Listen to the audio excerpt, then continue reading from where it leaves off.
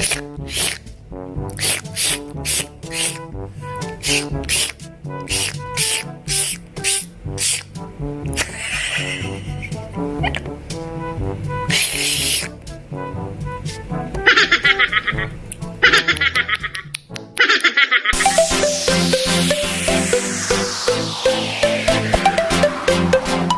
morning everyone. Good morning mga pakikays.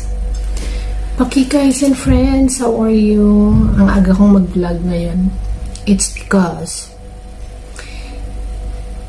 ayan, dapat hindi ako maingay kasi grooming day ni Mong. It's his special day for grooming. Pero dapat hindi ako maingay kasi pag natutunodan niya yan, nagtatago. Naghahanap ng tataguan para hindi ko siya mapasok sa cage niya. Meanwhile,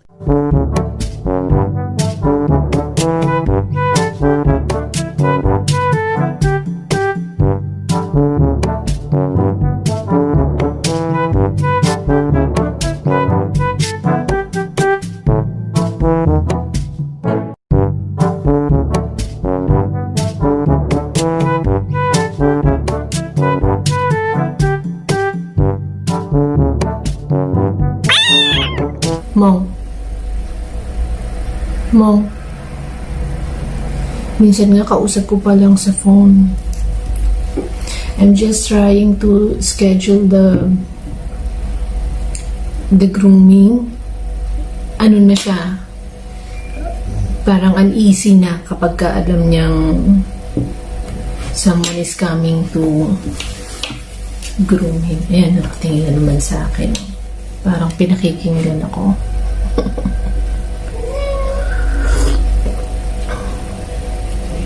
Coffee.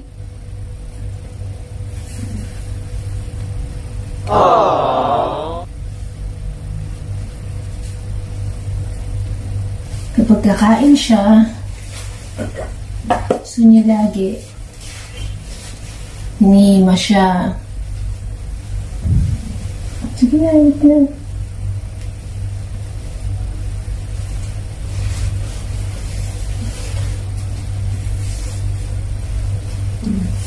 Sige na.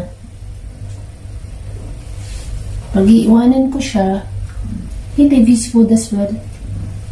Ayan, nakita niya, nilinis ko yung cage niya. So, disappear na naman siya.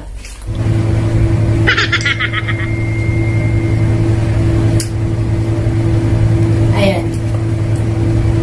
Nag-message na si Miss Meow. Ayan po ang aking groomer. So, ready na sila. Kaya dapat si Mo, mai-ready ko na rin. Ayan, dyan ko siya ilalagay. Ayaw mong magpag-groom eh. Ang haba na ng kuko mo. Sige na, pasok na dyan. Sandali lang to. It won't take time. Sandali lang at pogi ka na ulit. Okay? So, anong gupit mo ulit? Same pa rin.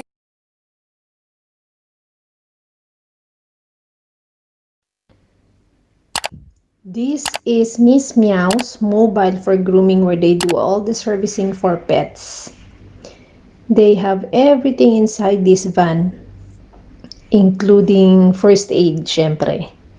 You can see how the groomer is really expert. You may check their IG account, Miss Meow _grooming, and their FB is Miss Meow _grooming, and you will love the photos of cutie pets they have catered and serviced.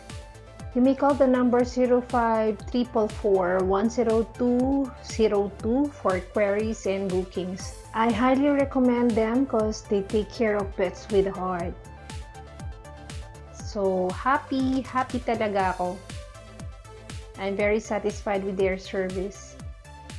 Now, they start from trimming the nails, which I find it so difficult to do for Romeo kasi whenever I touch his paws, Feeling ata niya, time to play.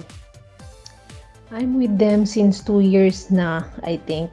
Because I'm really loving their service from scheduling to confirmation of appointment until after service as well.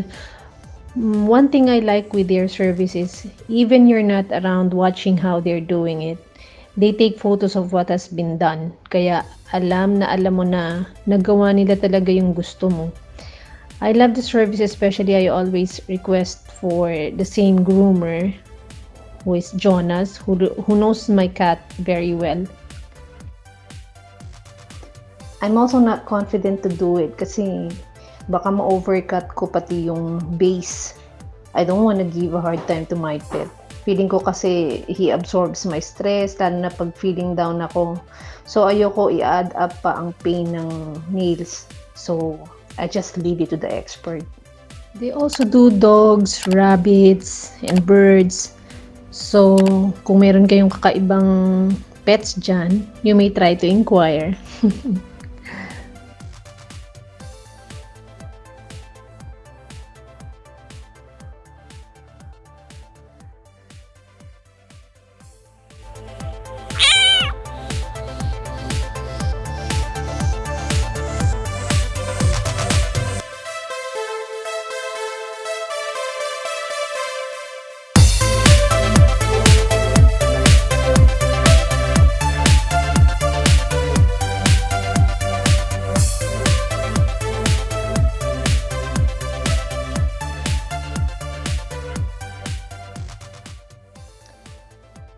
As you see, super bait ni Romeo during the grooming.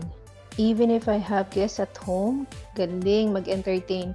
He keeps them busy from petting him while I'm doing preparation for my guests. Haircut is very important to me because Romeo's weakness is newly changed linens. He'll always be the first one to lay down in bed once my beddings are newly changed. He's a pillow invader, my God.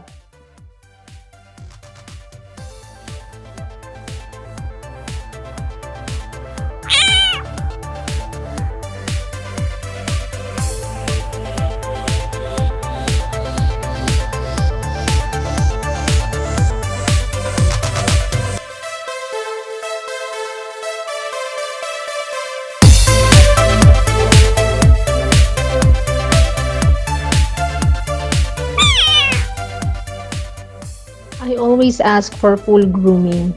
It costs 265 AED and it includes haircut, nail trim, air cleaning, and of course shower with blow dry.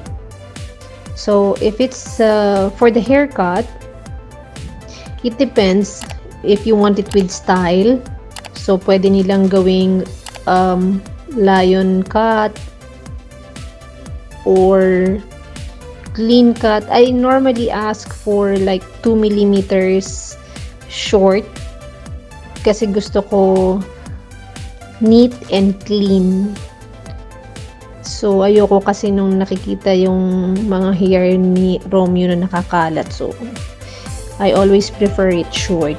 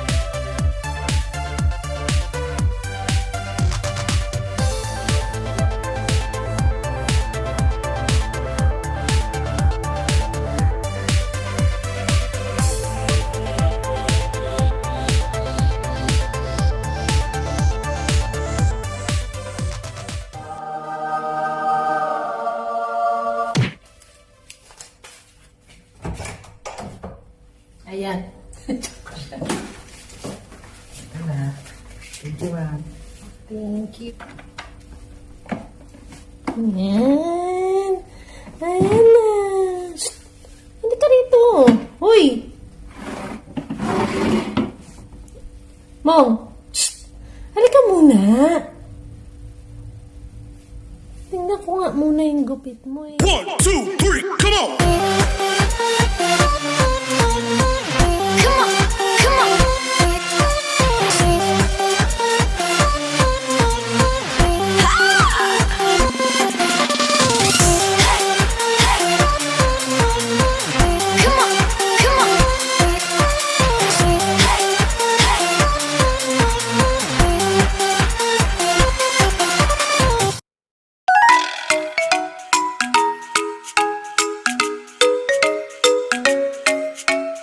Oh my God! Wow!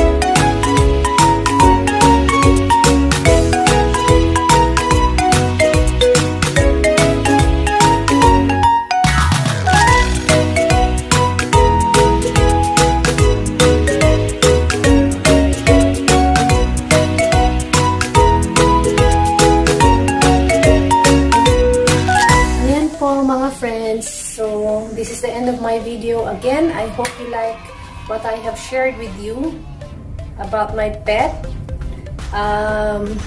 Please don't forget to subscribe, like, and comment down below, and please ring the notification bell for future updates and uploads. Thank you! Thank you for joining me. Bye!